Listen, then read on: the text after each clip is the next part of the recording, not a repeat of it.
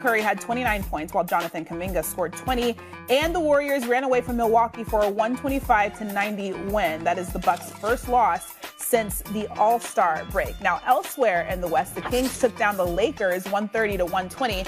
In the final minutes of the game, LeBron James limped off the court and into the locker room due to a nagging ankle injury that he suffered before the All-Star break. James came into the night listed as questionable. So the Lakers fall to the 10th seed right now, but they've been here before. Exactly 1 year ago today, they were 3 games under 500 and were tied for the 9th seed in the West. LA would finish the season in the 7th seed with a 43-39 record and would go on to make the Western Conference Finals. So they're not new to this. They're true to this. All right, we got Austin Rivers here, we got Brian Windhorst here, and we got Kendrick Perkins here. Wendy, I'm going to start with you on this one. Let's say LeBron's ankle gets better before the playoffs. Who do you think is more dangerous to make a run, the Warriors or the Lakers?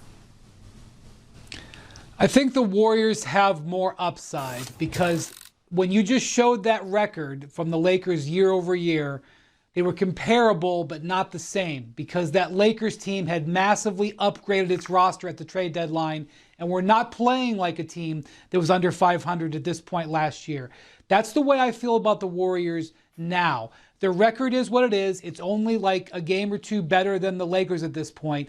But they are a much different team now than they were earlier in the season. The way they're playing is not representative of their record. Because when you look at them, they now have Draymond Green back, playing well within the construct of the team for the moment, helping their defense. They have Jonathan Kuminga, who's been activated. You know, a little bit ago, Austin was talking about how they're not the same team at all that they were 2 years ago. They play totally differently. That's right. They don't play the same. But part of it is because they have unlocked some things. They have got this Kuminga interior paint presence. They have never had an interior scoring beast like Kuminga in their run. This is a completely different facet.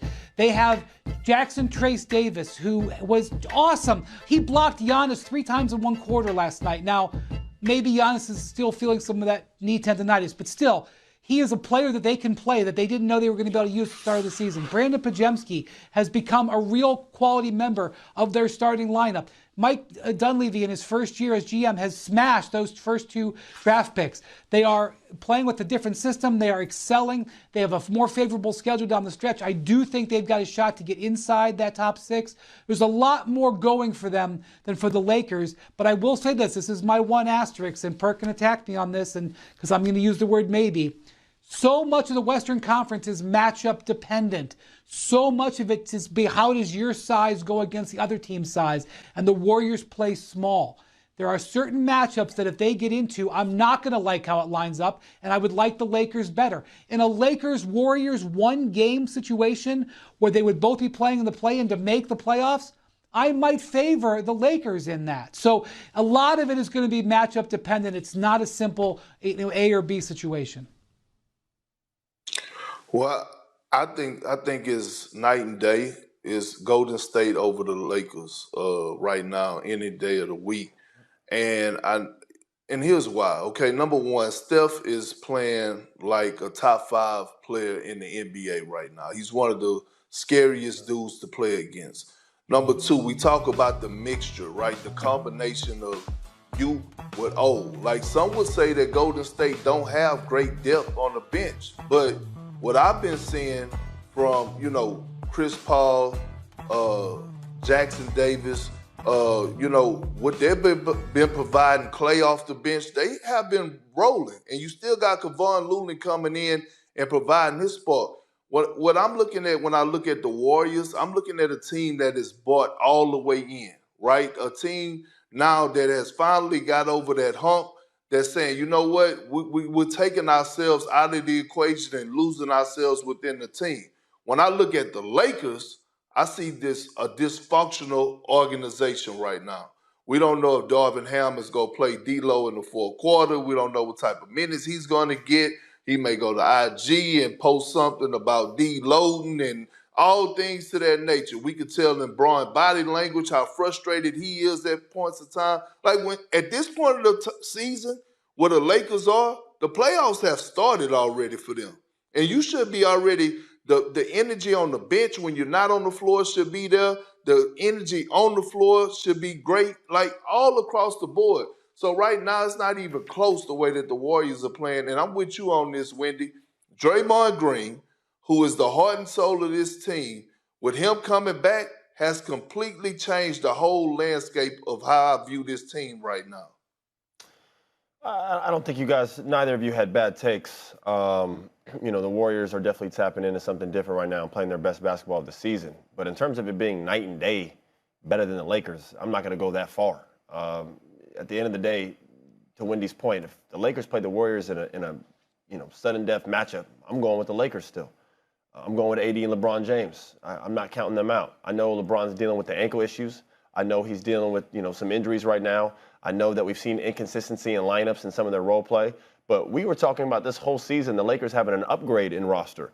We talked about Pelinka being executive of the summer, putting together this team. Now, I know their record doesn't reflect that, but this is still a team that's not going to be judged during the regular season, and in the postseason is where we judge them. Unfortunately, we're in a situation where we might not get them in the postseason. Neither team might not make it for that matter. But if we're talking between the Warriors and Lakers, I'm not about to sit here and just say that the Lakers just can't do anything or can't make a run. The top seed, their second best player just possibly might be down for the regular season. So what if they remain at the top seed and you have Minnesota facing against the Lakers in the first round, or you have an OKC playing the Lakers in the first round, inexperience versus experience? I'm rolling with the Lakers still. They have a chance to beat any of those teams. And LeBron James, on their best night and when they're rolling and tapped in, can beat anybody. We saw it in the first year that we've had the in-season tournament. The Lakers went and just got that. They just went and won it. They went and outcompeted everybody. They have a deep roster. I think they're much deeper of a team than Golden State. I have questions about their bench. I have questions about the Warriors starting lineup, to be quite frank. I love some of the new additions of the young play, but these guys don't have the experience of holding it down in the playoffs. We've never seen that from them. I've never seen, and again, I'm a big fan of Jonathan Kuminga. I just gave him flowers a little bit ago. We haven't seen him go into the playoffs and dominate yet. We haven't seen the other guy, I can't even pronounce his last name. Was it Pczynski, whatever his name is? We haven't seen him go in the playoffs and do his stuff either. So these are things that I have to see. Whereas when we talk about the Lakers, we talk about D'Lo and Reeves. I've seen them play in the playoffs. I know D'Lo's been up and down, but I've still seen him compete and play at a high level in some games, especially Reeves, especially LeBron James, especially Anthony Davis. Those guys are champions. I'm going with the Lakers still. And I've been back and forth on this because earlier today I was kind of on the Warriors side on the get up when I was on there. I was saying, the Warriors have been playing better. Maybe they've tapped into something. I could maybe see them finishing and having a better second half. But, if I'm really going to talk about it right now and put everything out there, I'm still rolling with the Lakers deep down. Yeah, but Austin, last year at this time, the Lakers were one of the best teams in the NBA after the All-Star break. No LeBron James. Anthony Davis was playing at a top 5 level. Going into that postseason, Austin Reeves didn't have playoff experience. Rui Hachimura didn't have playoff experience. So at the end of the day, we saw it when they got to the postseason, but we saw the flashes leading up to the postseason. Correct. And right now, when you look across the league, especially in the Western Conference, I'm watching a lot of teams play playoff basketball. We saw how the game went in Denver 2 nights ago against the Phoenix Suns. That was playoff basketball. We're watching playoff basketball. And so when I think about, what's going on right now, is nowhere in hell, Austin, that you could feel confident in the Los Angeles Lakers, knowing what you know far as LeBron James being injured and the wonderful insight that Wendy provided for us at the start of this show. I appreciate Wendy did have some good insights, but we're not about to sit here and act like we just didn't watch the Warriors lose by 82 points the other night versus Celtics, bro. Austin, come on, bro. They've been just about as up and down as just the Lakers, man. They both in the same spot, a game behind each other. What we doing here? You act like they in championship form. Golden State. What are we doing? Austin, Golden State has been one of the best teams in the league since the All-Star break. Cool. I'm not about to sit up here and jump the gun because they got whooped by the Celtics on the last game of a road trip and then came back home and whooped another team that was one of the hottest teams in the league. They were also on the back end of a road trip. The Bucks were on the back end of a road trip too, if you're going to play that card. The Bucks, they've been on the road for a minute now. If you're going to play that card. No, They were on the road, went back home, then they traveled all the way back out west. Yes, they did. They started out in Minnesota. Then they went to Milwaukee. They've been home away. They've been traveling more than anybody.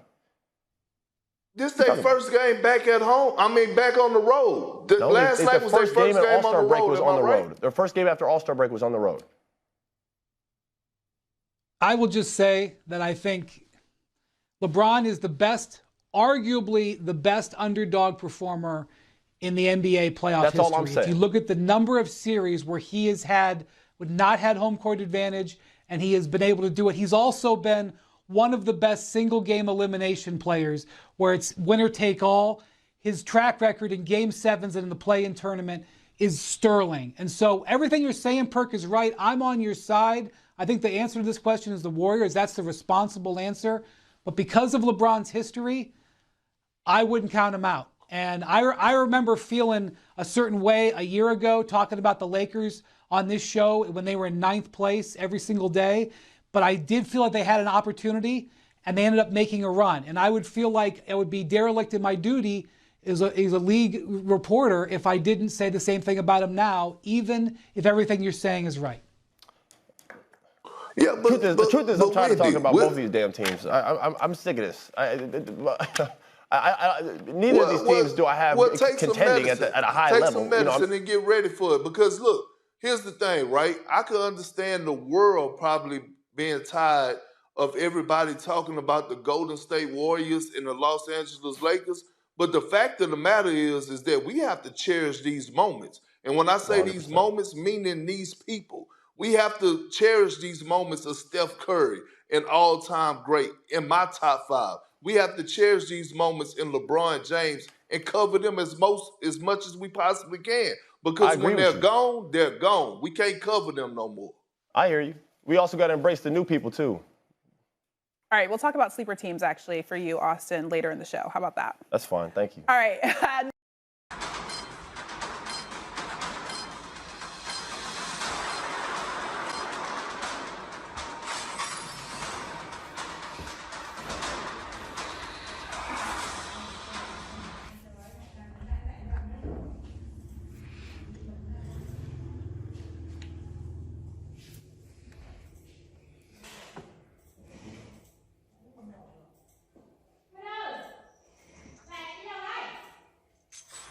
Chào mừng đến với Bình Nguyên Vô Tận.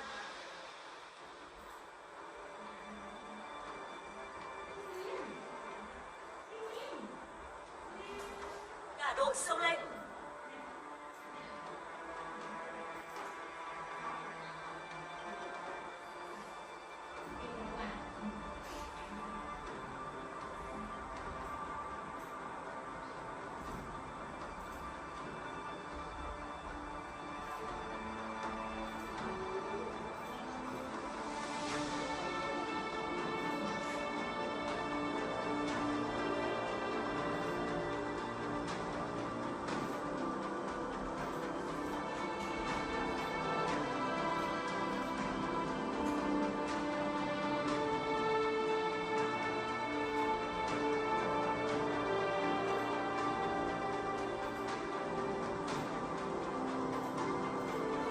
Once an enemy, always an enemy.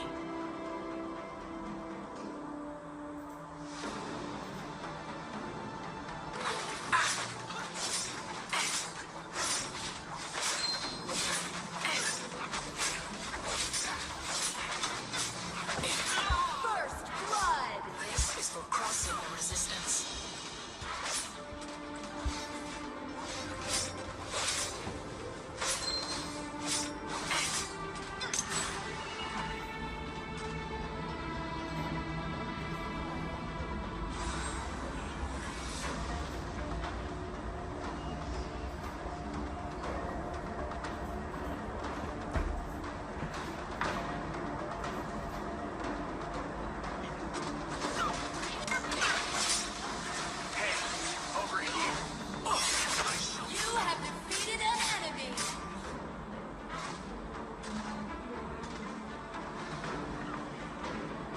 Always prepare for the worst.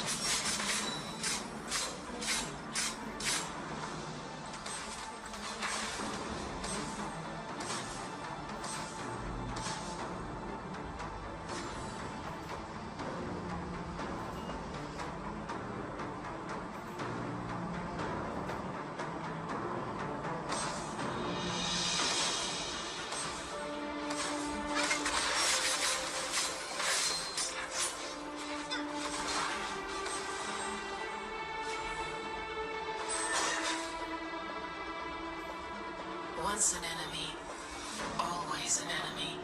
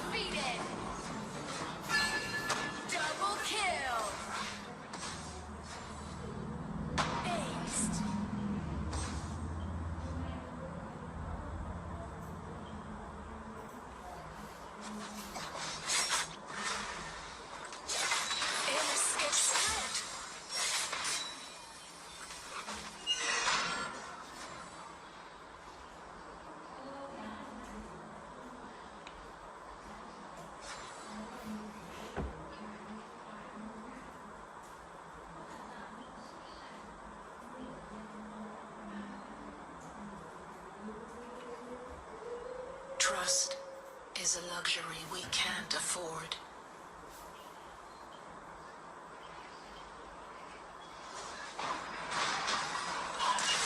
Split! Ultimate! To my last ally has been defeated. Ultimate!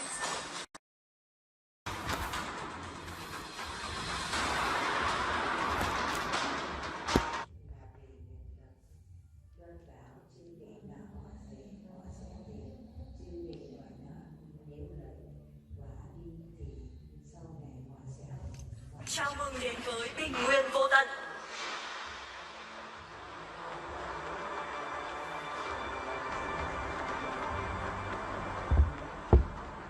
Cả đội xông lên.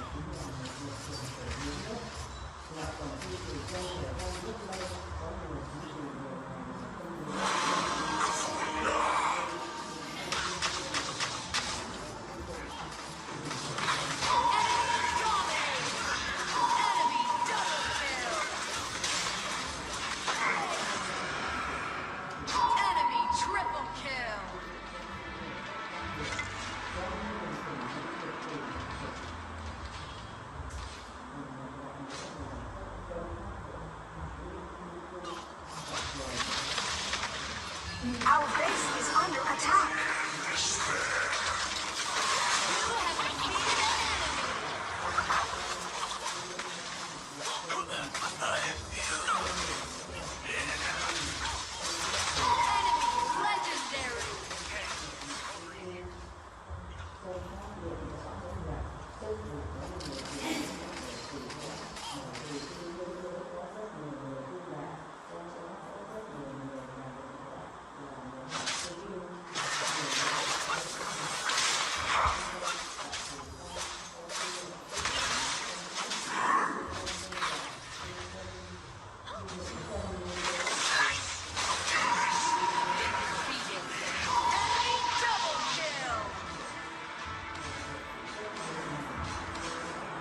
Our base is under attack.